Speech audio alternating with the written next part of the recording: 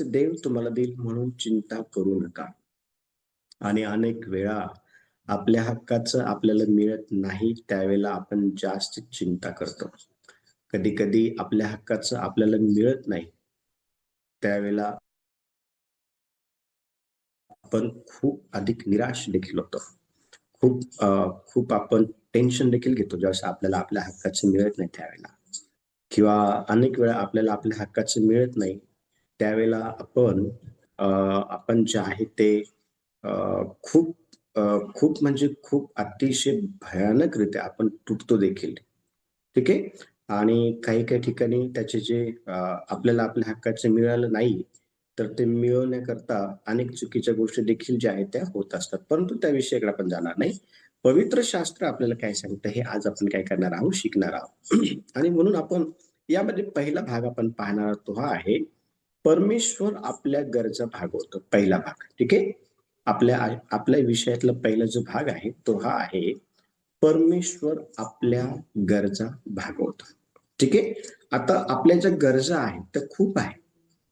आपल्या ज्या गरजा आहे किंवा आपल्याला जे पाहिजे आहे ते परमेश्वराला माहिती आहे आणि आपल्या गरजा भरपूर आहे.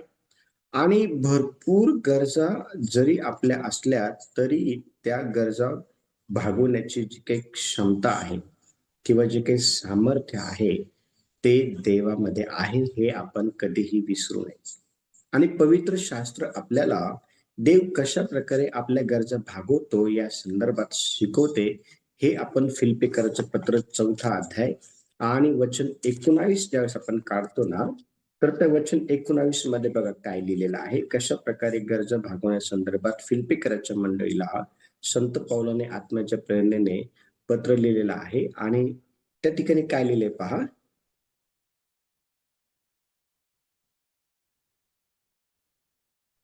कितवं वचन? वचन 19, 4था अध्याय 19 वचन. माझा देव आपल्या सत्यानुरूप तुमची सर्व गरज ख्रिस्त येशूच्या ठायी गौरवाच्या द्वारे पुरविल.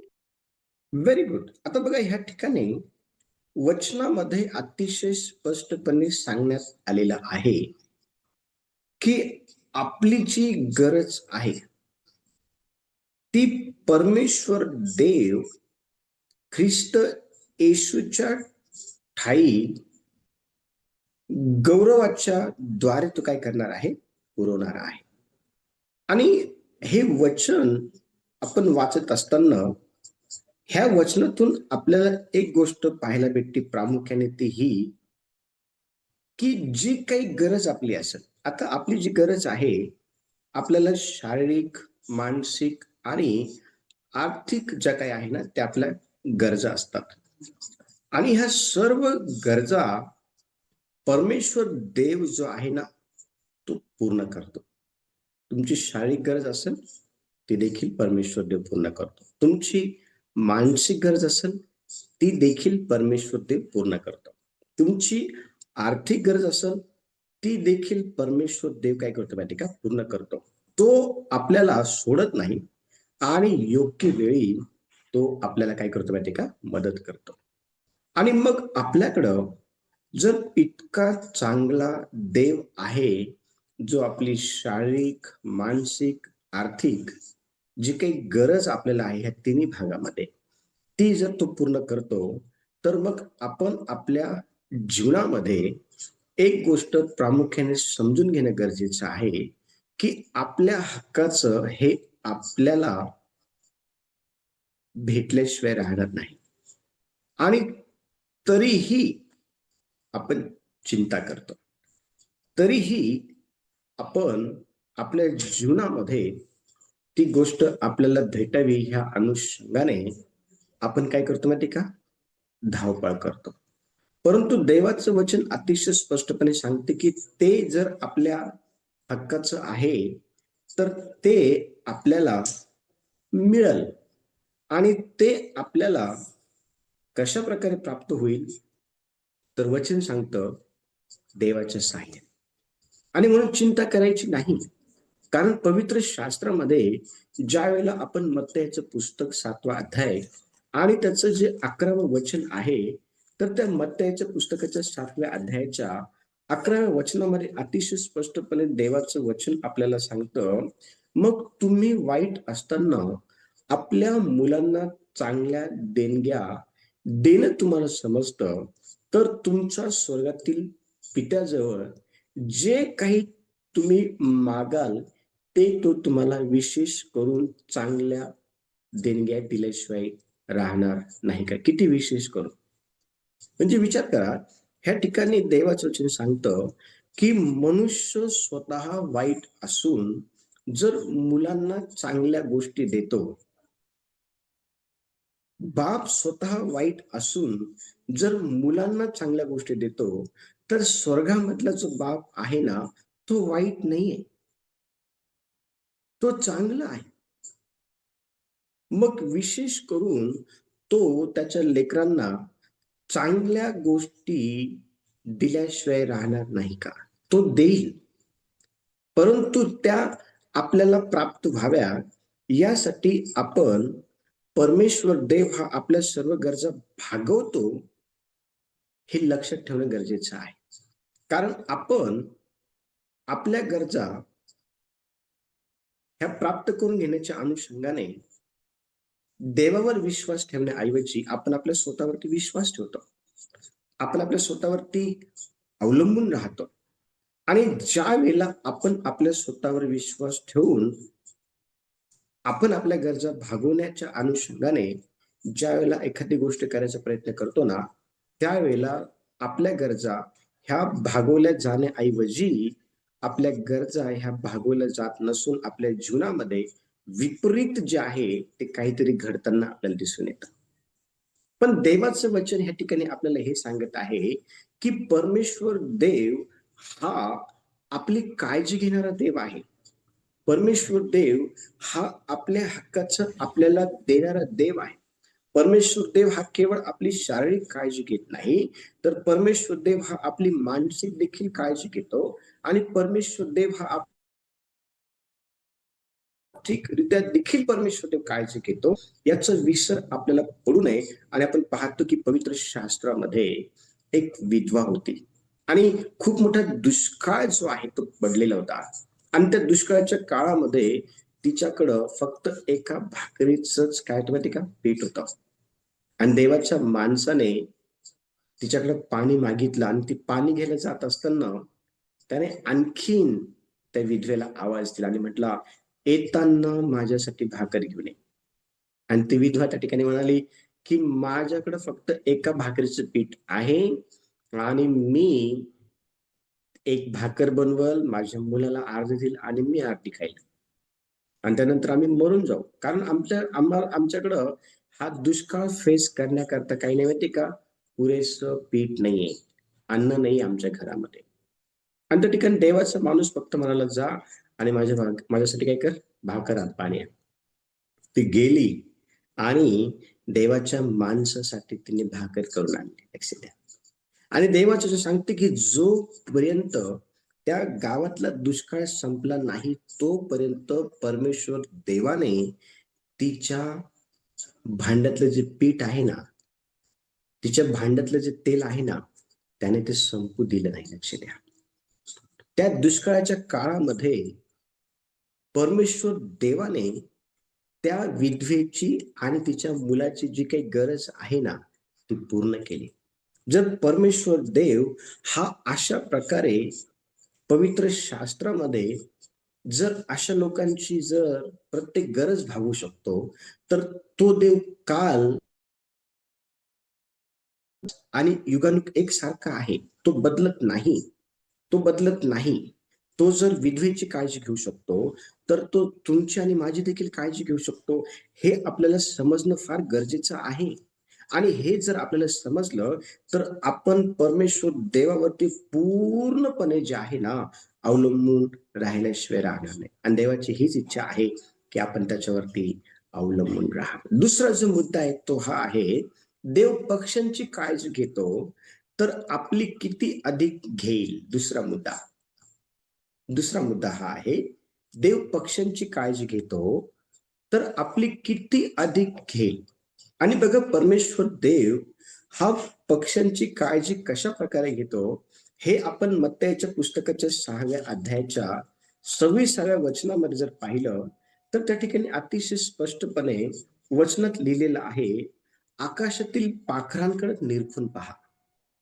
वरवर नाही, वचन सांगत आहे आकाशातील पाखरांकडे काय करा, निरखून पहा. म्हणजे त्यांची जी दिनचर्या आहे ना,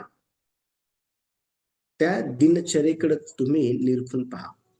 आणि त्यांच्या त्या दिनचर्येकडे ज्यावेळेस तुम्ही निरखून पाहता ना, देवाचं वचन अतिशय स्पष्टपणे सांगतं की ते पेरणी करत नाही, कापणी करत नाही आणि कोठारात साठवतही नाही. लक्ष द्या. तरी पण तुमचा स्वर्गीय पिता त्यांना खायला देतो. तुम्ही त्याच्यापेक्षा श्रेष्ठ आहात की नाही देवाला? देवाच्या दृष्टीमध्ये पक्ष्यांपेक्षा श्रेष्ठ हे आपण आहोत. जर विचार करा, जर परमेश्वर देव हा पक्ष्यांना त्यांच्या प्रतिदिवसाचं भोजन जर देतो, परमेश्वर देव हा पक्ष्यांना त्यांच्या प्रतिदिवसाची जी काही गरज आहे त्यांना ती जर तो पूर्ण करतो, तर मग त्या पक्ष्यांपेक्षा जास्त परमेश्वर देवाला आपण प्रिय आहोत हे समजणं फार गरजेचं आहे. ज्या व्यक्तीला हे समजतं ना, तो व्यक्ती आपल्या आयुष्यामध्ये खऱ्या अर्थाने आशीर्वादित आहे. तो व्यक्ती खऱ्या अर्थाने त्याच्या आयुष्यामध्ये हा आशीर्वादित आहे. देवाचं वचन अतिशय स्पष्टपणे सांगतं आपल्याला, जर परमेश्वर देव हा जर पक्ष्यांना अन्न देतो, तर मग तो आपल्याला अन्न देणार नाही का? परमेश्वर देव जर पक्ष्यांची काळजी घेतो, तर मग तो आपली काळजी घेणार नाही का? परमेश्वर देवाचं वचन सांगत आहे की आकाशात उडणाऱ्या पाखरांपेक्षाही तुम्ही मला अधिक प्रिय आहात, तर मी त्या पाखरांपेक्षा अधिक जास्त तुमची काळजी करत, अधिक जास्त तुमची चिंता करत, अधिक जास्त तुमच्या ज्या काही गरजा आहे ना त्या मी काय करणार माहिती का, पूर्ण करत. लक्ष द्या, देवाचं वचन हे आपल्याला समजणं फार गरजेचं आहे. जर देवाचं वचन जर आपल्याला समजलं ना, तर मग आपण नेहमी परमेश्वरावरती जे आहे ना ते अवलंबून राहणारं जीवन जे आहे ते जगत. कारण ज्यावेळेस आपण लुकृ शुभवर्तमानाचं पुस्तक 12वा अध्याय आपण काढतो, तर त्या लुकृ शुभवर्तमानाच्या पुस्तकाच्या 12व्या अध्यायाच्या 8व्या वचनामध्ये असं म्हटलेलं आहे, मी तुम्हाला सांगतो, जो कोणी मला मनुष्यासमोर, 7वं वचन, माफ करा 7वं वचन बघा, लुकृ शुभवर्तमान 12वा अध्याय आणि त्याचं 7वं वचन असं म्हणत आहे, फार तर काय तुमच्या डोक्याचे सर्व केसही मोजलेले आहेत. भिऊ नका, तुम्ही अनेक चिमण्यांपेक्षा आहात. देवाचं वचन बघा किती स्पष्टपणे आपल्याला हे सांगत आहे की अनेक चिमण्यांपेक्षा देवाला जर कोण मौल्यवान आहे, तर तुम्ही आणि मी. मग आपण जर देवाला मौल्यवान आहोत, देव जर आपली इतकी चिंता करतो, देव जर आपली इतकी काळजी घेतो, बघा देवाचं वचन सांगतं की देव आपली कशी काळजी घेतो माहिती का, आपल्या डोक्याचे केस देखील मोजलेले आहे. सकाळी ज्यावेळेस तुम्ही झोपेतून उठता आणि तुमच्या तुमच्या उशीवरती ज्यावेळेस तुमच्या डोक्याचा केस गळून पडतो, त्यावेळेला तुम्ही टेन्शन घेतात, टेन्शन, चिंता करतात.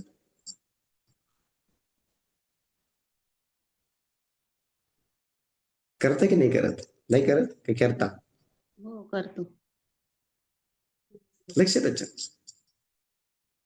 देवाच्या वचनामध्ये अतिशय स्पष्टपणे या ठिकाणी सांगितलेलं आहे की परमेश्वर देव हा आपली इथपर्यंत काळजी घेतो की त्याला आपल्या डोक्याच्या केसांची देखील काय माहिती का, त्याने ते मोजून ठेवलेले आहे. विचार करा, देवाचं जे वचन आहे ना, देवाच्या वचनातून आपल्याला हे समजतं की परमेश्वर देव हा आपल्यावर खूप प्रेम करतो, म्हणून तो आपल्या गरजा पूर्ण करतो. आपण आपल्या लेकरांवरती खूप प्रेम करतो, म्हणून आपण आपल्या लेकरांचे सर्व हट्ट पुरवतो. मग विचार करा, बाप वाईट असताना देखील लेकराचे प्रत्येक हट्ट जर तो पुरवतो, तर स्वर्गात राहणारा बाप तर मुळात वाईट नाही, तो चांगला आहे.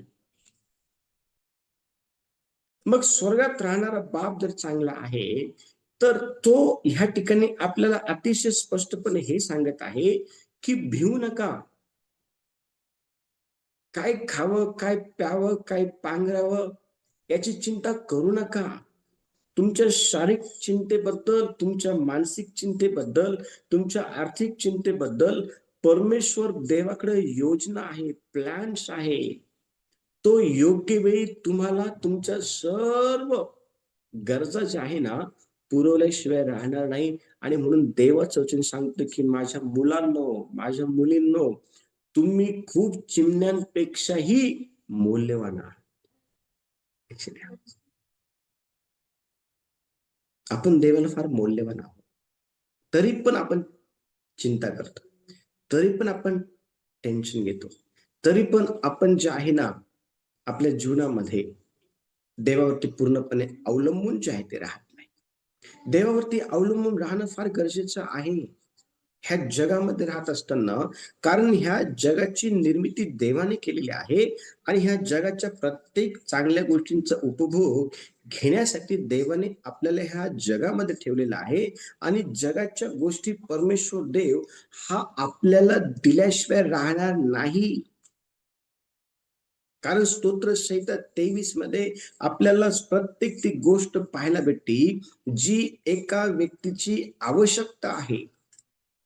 परमेश्वर माझा मेंढपाळ आहे, मला काही उणे पडणार नाही. हो, जर परमेश्वराला तुम्ही तुमच्या जीवनामध्ये जर प्रथम स्थान दिलेलं आहे आणि तुम्ही परमेश्वरावरती अवलंबून आहे, तर तुम्हाला कोणत्याच गोष्टींची कमतरता जी आहे ना, भासणार नाही, कोणत्याच नाही. तो तुम्हाला चांगल्या चांगल्या गोष्टी ज्या आहे ना, तो तुम्हाला देईल. आणि ते तुम्हाला मिळाव्या म्हणून तुम्ही परमेश्वरावरती अवलंबून राहणं फार गरजेचं आहे. हो, आपण देवावरती अवलंबून राहायला पाहिजे. ज्यावेळेस आपण देवावरती अवलंबून राहतो ना, त्यावेळेला खऱ्या अर्थाने आपल्या ज्या गरजा आहेत त्या पूर्ण होत्या. देवावरती कसं अवलंबून राहायचं, देवावरती अवलंबून राहणं काय आहे, हे आपल्याला शिकणं फार गरजेचं आहे. तुमची गरज छोटी असू शकते, तुमची गरज मोठी असू शकते, परंतु प्रत्येक गरज ही तुम्ही देवासमोर घेऊन जाणं गरजेचं आहे. प्रत्येक गरज, प्रत्येक गरज. देववचन सांगतं की तुमच्यामध्ये मोहरीच्या दाण्या इतका जरी विश्वास असला, जास्त मोठा विश्वास नाही. देवाचं सांगतं, जे काही तुम्ही माझ्या नावाने पित्याकडे मागाल ते तुम्हाला मिळेल. आपण मागितलं पाहिजे. पित्या, तुझं वचन पवित्र शास्त्रामध्ये असं सांगतं की येशूच्या नावाने जर काही मागितलं तर ते मिळतं. आणि मग तुम्ही मागितलं पाहिजे, तुम्हाला काय पाहिजे आहे. घरामध्ये सुख नाहीये का? घरामध्ये अशांतता आहे का? घरामध्ये पैसे टिकत नाहीये का? घरामध्ये अन्नधान्याची कमी आहे का? आरोग्य नाहीये का चांगलं? घरामध्ये वातावरण नाहीये का चांगलं? तुम्हाला देवामध्ये वाढता येत नाहीये का? काय असल नसल तुमच्यावरती कर्ज होत आहे का? तुम्हाला लक्ष द्या. परमेश्वर देवाला कोणतीच गोष्ट ही अशक्य नाहीये तुम्हाला देणं. तुम्ही परमेश्वर देवाकडे मागणं फार गरजेचं आहे आणि तो तुम्हाला दिल्याशिवाय राहणार नाही. तो देईल. तो प्रत्येक गरज जी आहे ना, ती तो पूर्ण करेल. आणि पुढचा जो मुद्दा आहे तो हा आहे, इस्रायल लोकांनी मानना आणि पाणी जे आहे ना, परमेश्वर देवाने काय केलं माहिती का? इस्रायल लोकांसाठी परमेश्वर देवाने मानणं आणि पाण्याची जी आहे ती व्यवस्था केली. कुठे माहितीये का? रानामध्ये. इस्रायल लोक जे आहे ना 40 वर्ष रानामध्ये जे आहे ते प्रवास करत होते आणि ह्या 40 वर्षाच्या प्रवासामध्ये परमेश्वर देवाने त्यांना पाण्याची कमी पडू दिली नाही.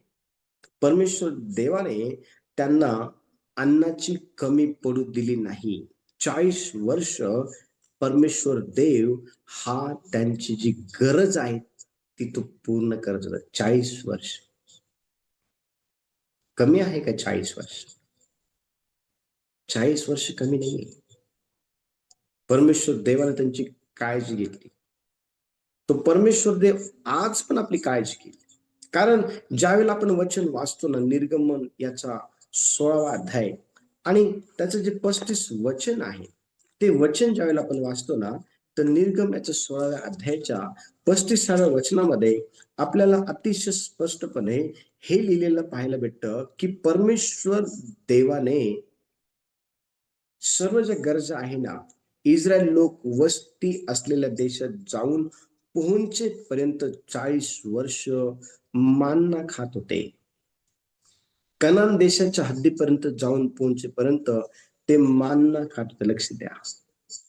40 वर्ष परमेश्वर देवाने त्या लोकांची काळजी घेतली आणि तोच देव हा आपली देखील काळजी घेईल. हो, तोच देव हा आपली देखील काळजी घेईल. कारण त्याच्या वचनामध्ये अतिशय स्पष्टपणे ज्यावेळेस आपण यशायाचं पुस्तक 49वा अध्याय आपण ज्यावेळेस काढतो ना, यशायाच्या पुस्तकाच्या 49व्या अध्यायाच्या 15 वचनामध्ये अतिशय स्पष्टपणे लिहिण्यात आलेलं आहे आणि परमेश्वर म्हणतो, पहा त्या ठिकाणी काय लिहिलेलं आहे. कुणाला भेटलं? यशायाचं पुस्तक 49वा अध्याय आणि वचन 15.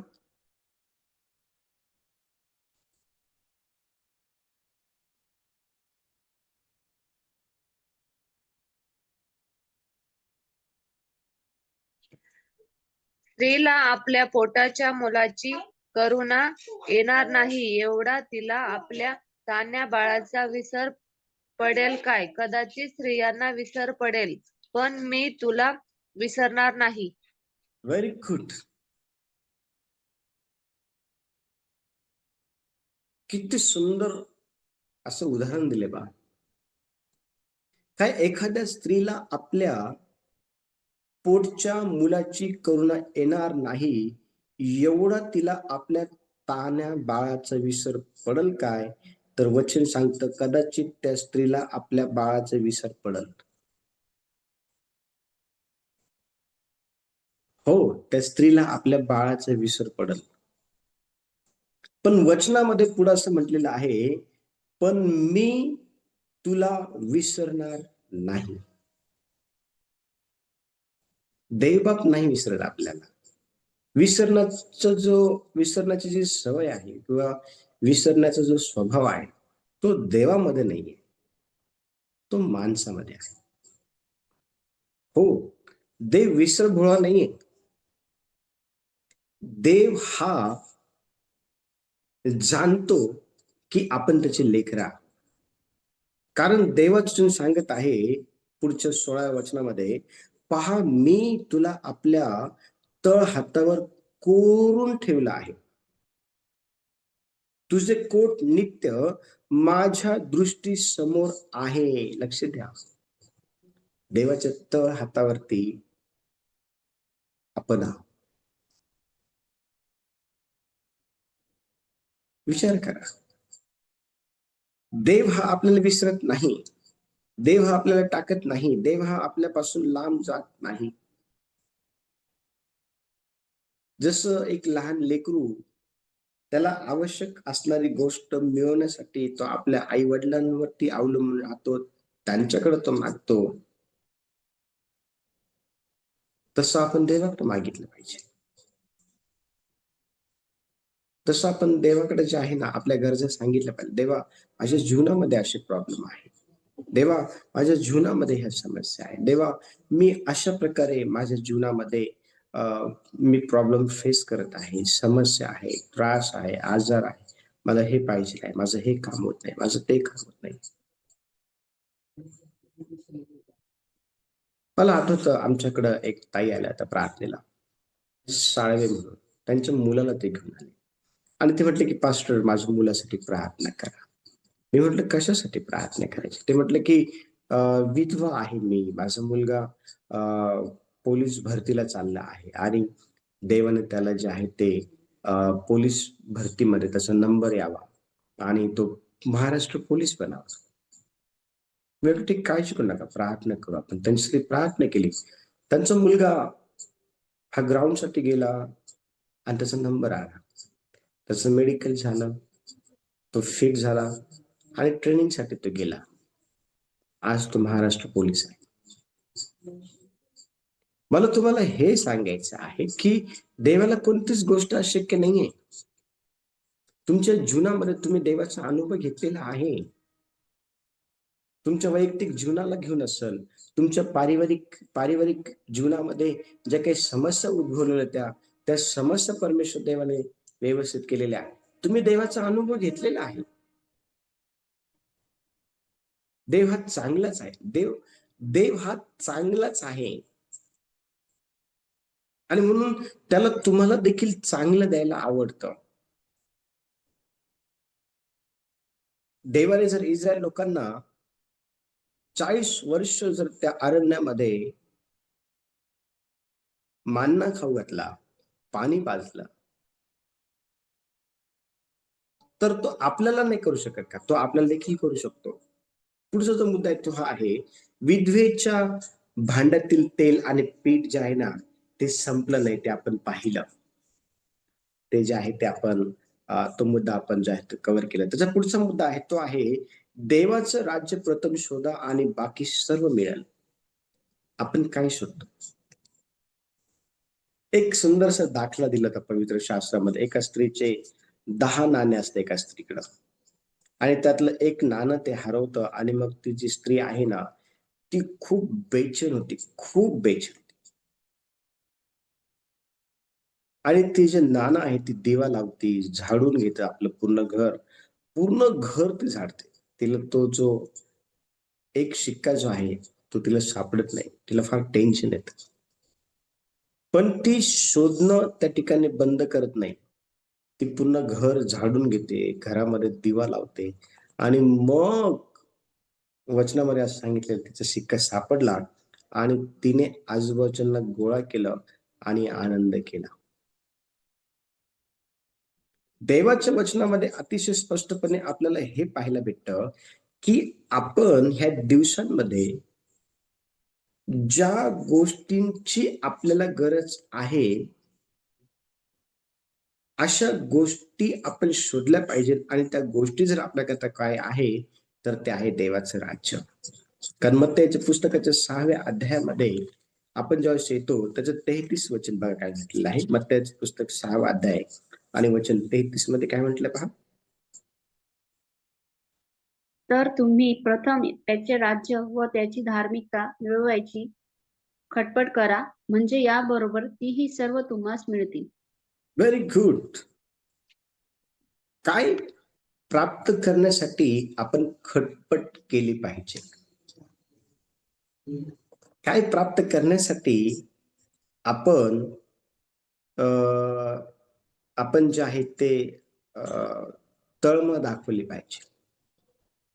आपण जग आणि जगाच्या ज्या गोष्टी आहे ना, त्या मिळवण्यासाठी आपण खूप खटपट करतो. खूप खटपट करतो आपण.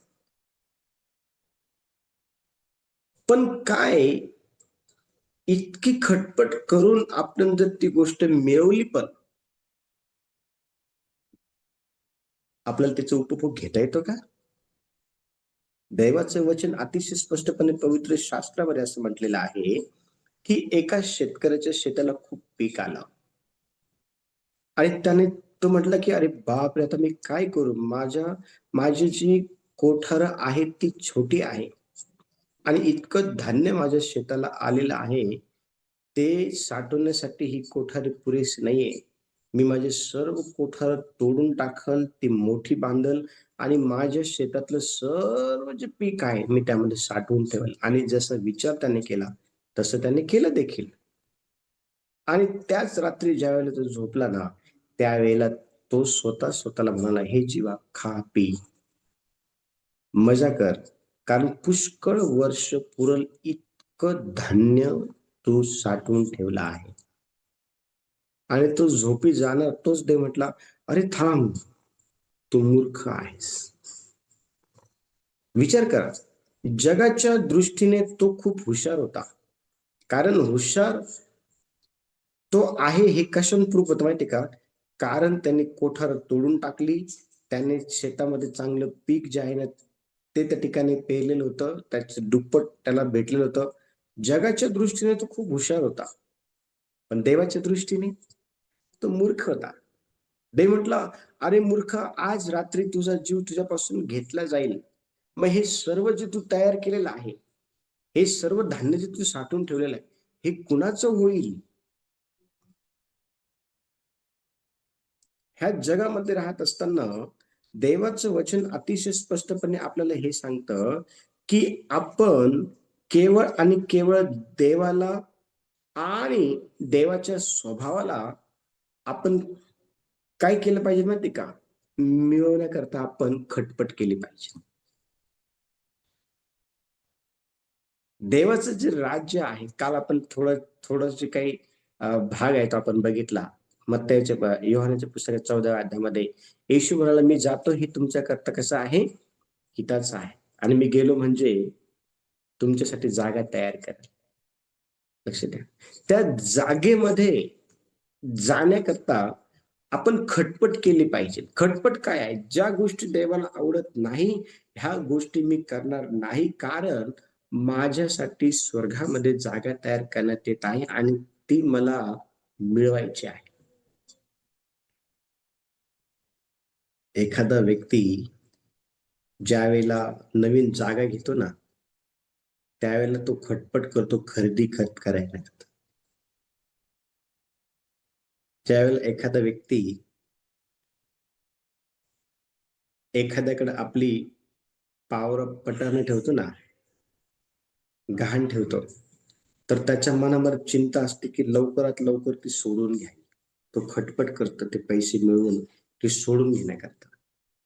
जर जगाच्या गोष्टी ह्या मिळवण्यासाठी जर आपण इतकी खटपट करतो, तर ज्या गोष्टी स्वर्गामध्ये देवाने तुमच्या आणि माझ्या करता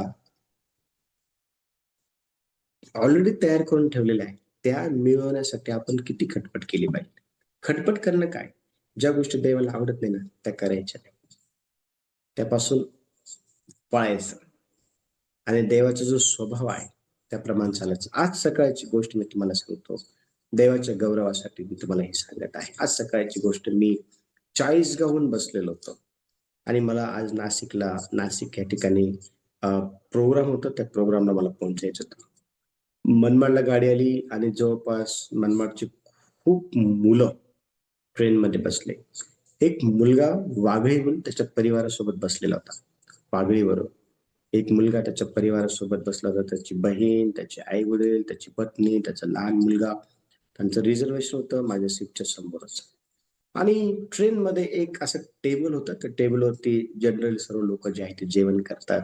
आणि त्या टेबलवरती एक तरुण मुलगा जागा नव्हती म्हणून येऊन बसला. आणि ज्याचं सीट होतं त्या व्यक्तीने त्याला त्या ठिकाणाहून हाकलून द्यायचा प्रयत्न केला. आणि तो मुलगा म्हणाला की अहो बसू द्या, आम्ही नेहमी अपडाऊन करतो. ज्याचं रिझर्वेशन होतं त्याने त्याची गच्ची पकडली आणि त्याला बापावरून बोलला. त्या ठिकाणी भयंकर जे आहे ना भांडणं, त्या मुलाने ज्याची गच्ची पकडली होती त्याने त्याच्या मित्रांना फोन केला, भावांना फोन केला.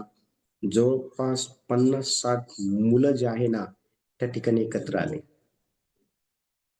देवाने मला सांगितलं, आता तुझी गरज आहे. मी बायबल वाचत बसलो होतो माझं माझं. पेत्राचं पहिलं जे पत्र आहे ना ते मी वाचत बसलो होतो त्या ठिकाणी.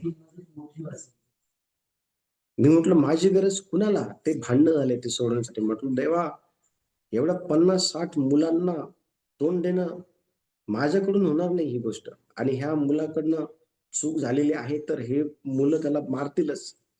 पण लक्ष द्या, त्या ठिकाणी देव म्हटलं, उठ, मला तुझा उपयोग करून घ्यायचा आहे. त्या ठिकाणी 50 ते 60 मुलं त्या मुलाला मारण्यासाठी आलं ते चर्च. देवाने एकटं मला त्या ठिकाणी सीटवरती उभं केलं आणि त्या सर्व मुलांना सांगितलं, त्याला हात लावू नका. कोणीच त्याला मारायचं नाही, कोणीच नाही मारायचं त्याला. त्याच्याबरोबर लेडीज आहे, त्याच्याबरोबर लहान लेकरं आहे आणि त्याच्याकडनं जे काही झालं असेल, तुम्ही त्याला कोणीच मारू नका, काहीच करू नका. लक्ष द्या चर्च. त्या ठिकाणी जवळपास अर्धा तास ते भांडण चाललं. अर्धा तास देवाने मला ती कृपा पुरवली त्या सर्व तरुण मुलांना हे समजून सांगण्यासाठी. त्या सर्व तरुण मुलांना हे समजून सांगण्यासाठी मला तुम्हाला हे सांगायचं, हे शिकवायचं आहे.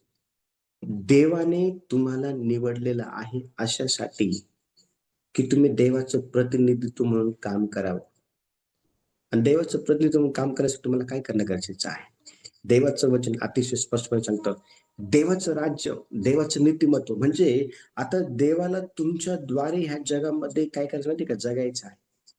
देवाचा प्रेमळ स्वभाव लोकांना दाखवा.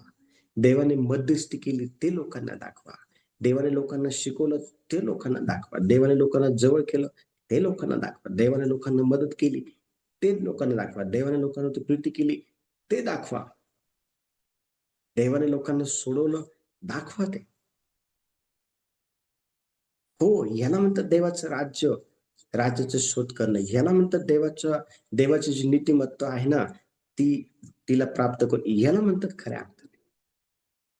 देवाचं सांगतं, तुमचा प्रकाश लोकांसमोर असं पडू द्या की त्यांनी तुमची सत्कर्म पाहून स्वर्गातल्या देवाचं गौरव करा. ज्यावेळेस माझं स्टेशन आलं ना चर्च, लक्ष द्या. तो मुलगा, त्याची पत्नी, त्याची आई वडील मला बिलगून ते रडले. ते त्यांना म्हटलं काळजी करू नका. त्या मुलाला म्हटलं की बाबा, घरातून बाहेर निघतो ना तर डोक्यावरती बर्फ ठेवून निघायचा.